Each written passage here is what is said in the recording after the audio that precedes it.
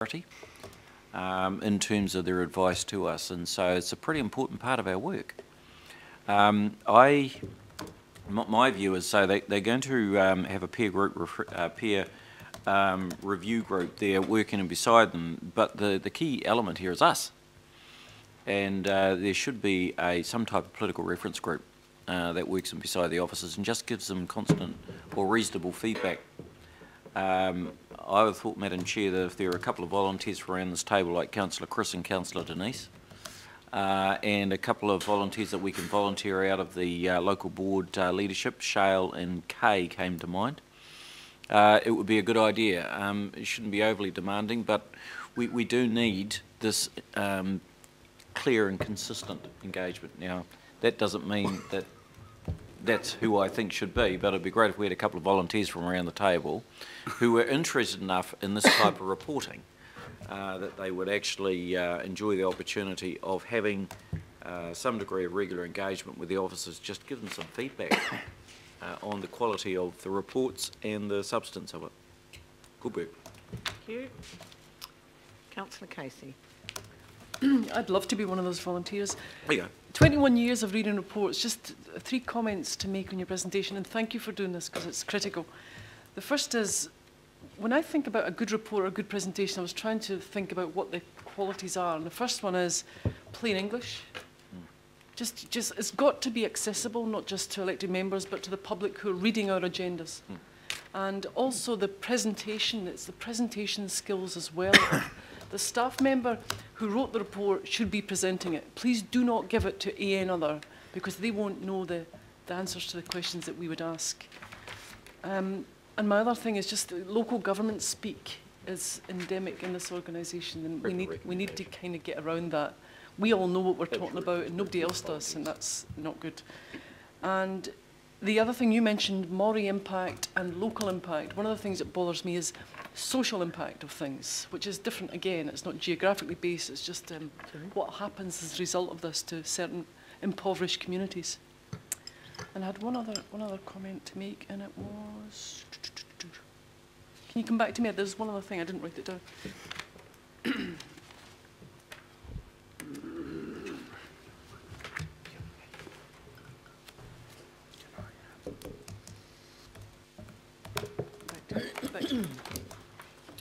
Okay, right, Linda. Thank you. And I support the plain English idea. I mean, there are actually competitions for government and quasi-judicial type organisations that you can enter, so it might be a goal to see how well we do in something like that. Just for me, I think this is a really good opportunity. It's a good opportunity for our staff to develop their skills as well, so it's a really good staff program.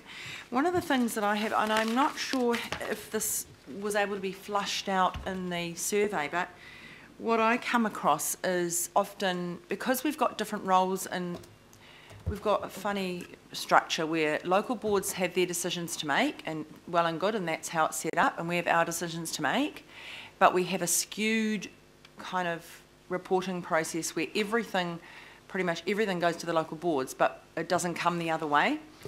And so I had just an example the other day. Councillor Hulse and I met with one of our local boards, and the staff were just reporting an action to the local boards to let them know. And Councillor Clow was there too. But what happened was, then the local boards said, well, we want to report now. And in the end, it was all like this, and I said, I clarified, I said, hang on a minute, is this a management decision? Is this requiring anything from us? No, it isn't. And we went, okay, fine. But the local boards were, oh no, you know, and they're going, what's going on? This is bad, this is bad. And so I wonder if that kind of stuff gets fed into the survey, this is bad, when actually it's not a requirement to even do anything, but it becomes perceived as bad reporting or not doing it, or that it's the governing body that's made this decision they don't like, but it's actually just a management decision in the delegation. So that's something that I think is very messy.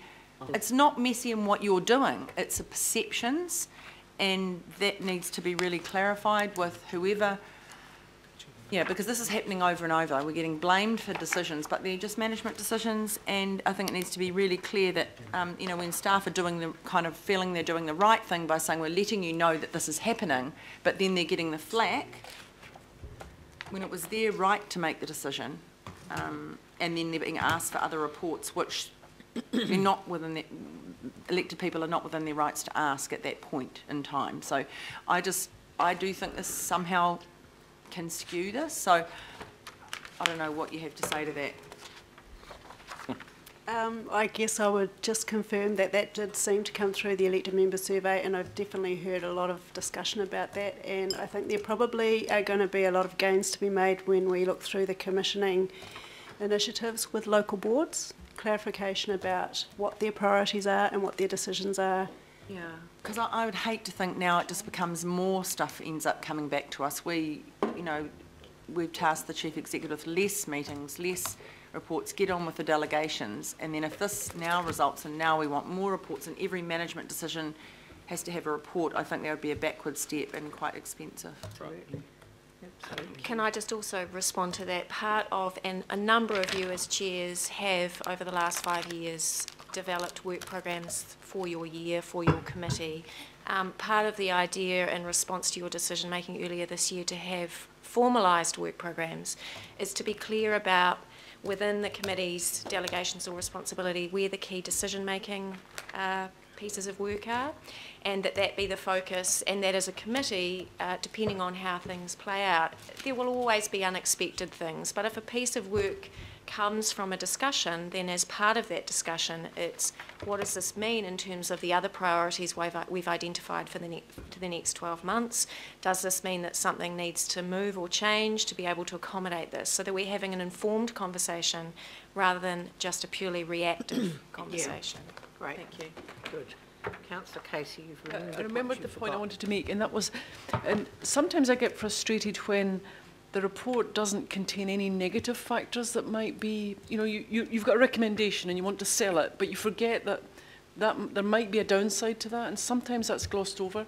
And I would like to see a much more, you know, I'd actually like something that says positives and negatives so that, you know, we don't gloss over that.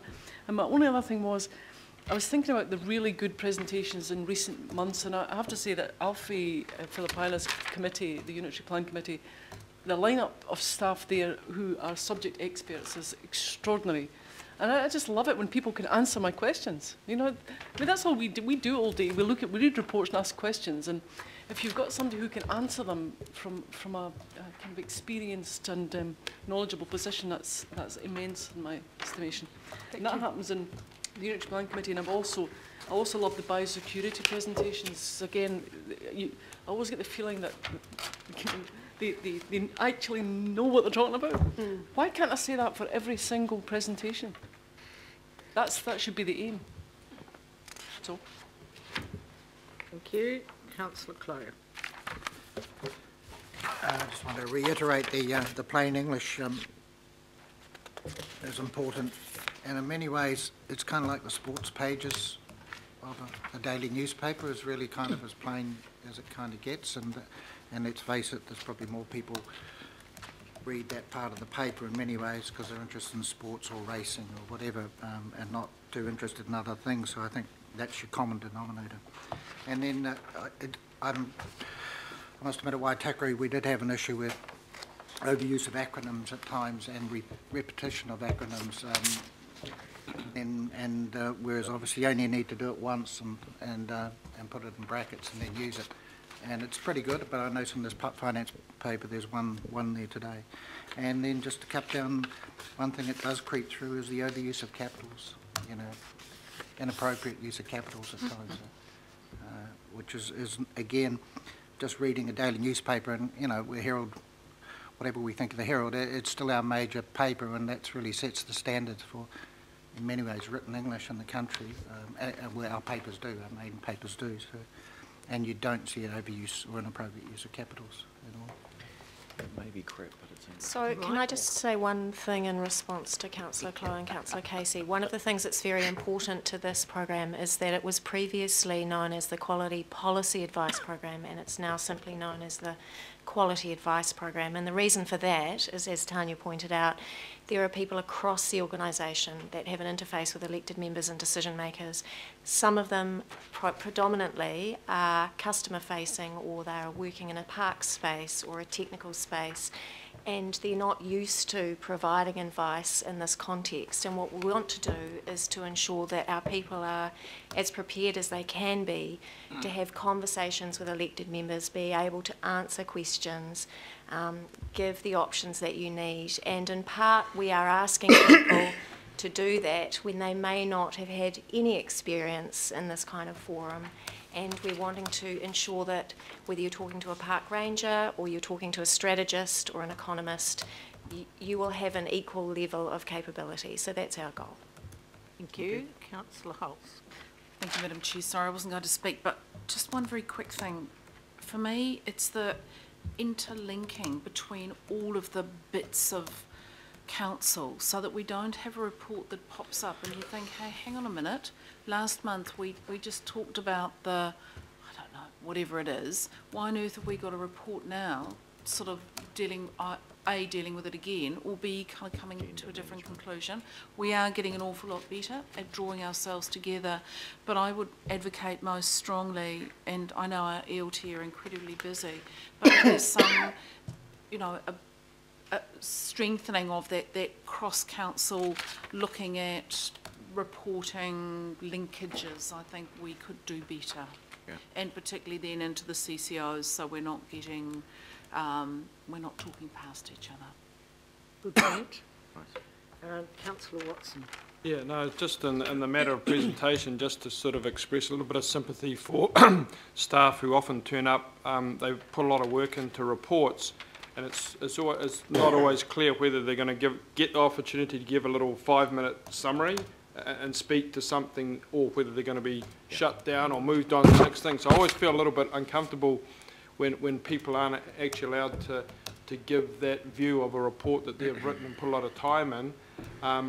So I just from their perspective, it might be nice if we clarified, you know, what a general expectations of a presentation might be, and I know that happens already, but there seems to be quite a variation, and I think that's a little unfair on people. Or are they just going to be chucked into the lion's den and barraged with questions before they've actually had the opportunity to have their say? So there could be some appreciation of that dilemma. That'll be good, I think. Thank you. That's a good point.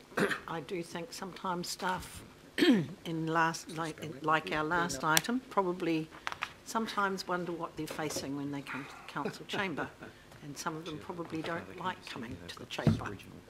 But anyway, Councillor Cashman.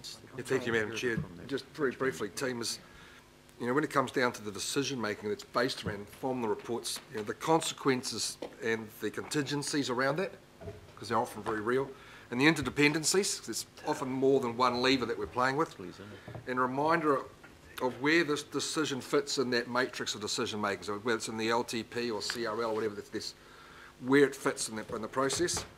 And when we talk about evaluation, you know, there's probably, I believe, a real need for an objective measurement, so the real outcomes, short, medium and longer term, and how we're tracking on those, and that just needs to probably be even a visual graphing of some of the decisions, and I'm not saying every decision, but some of the crucial ones that's agreed with by perhaps the chairpersons of the committees and the ELT, but just to keep things on track and focused. So through the Chair, just to clarify, Councillor Cashmore, what you're saying is that when you've made a decision on a significant project, to maintain oversight of that in a simple way, not necessarily needing to have a report on it, but to ensure that you've got visibility ongoing. Even if it just comes through as a memo from the staff involved back to everyone. Just to keep the focus there. And I think it's quite useful. I think it's Regional Development Committee or Development, when you have at the back of the agenda what's happening and where those are. So, Madam Chair, the intention is that, so the Regional Strategy and Policy Committee work programme will come to you on the 6th of August, and if the finance and performance one is under development. Right. And the intention is that at the very least as a start for the committees as the whole, they will all follow the same format as the Auckland Development Committee, Right. so that the oversight you have moving forward will be consistent. Okay, thank you very much. Any other comments or questions? Councillor I just would add my name to a list of volunteers. I'm happy to Okay. do so. So we can put Denise down there, and Kathy. Yep. Anybody else want to I'll be a guinea volunteer? pig councillor and Chris. ask all the hard questions to anybody. Okay, What's so, one? Just to get gender balance, is there male on there? yes, Just Chris. some gender, there is? Okay, that's right. Oh, thanks. Oh, sorry, I didn't know. My bad, I didn't know that you were, sorry, my apologies. So. Sorry, we my just put friend. in- Yeah, no, we just definitely put a male. Councillor Crum, Thank you. Councillor Casey and Councillor Darby. All right, well, I'll move that. Have I got a seconder? Yep. Seconder, Councillor Casey. Right, all those in favour? Aye. Aye. Aye. Carried, thank you very much. Thank you, Madam Chair. Thank you, Claire. Thank you, Tanya. Great. It's really good, Claire, having these reports into this committee. Fantastic. Get a few more. Right, well, I'll move that we go into confidential. Second. Second.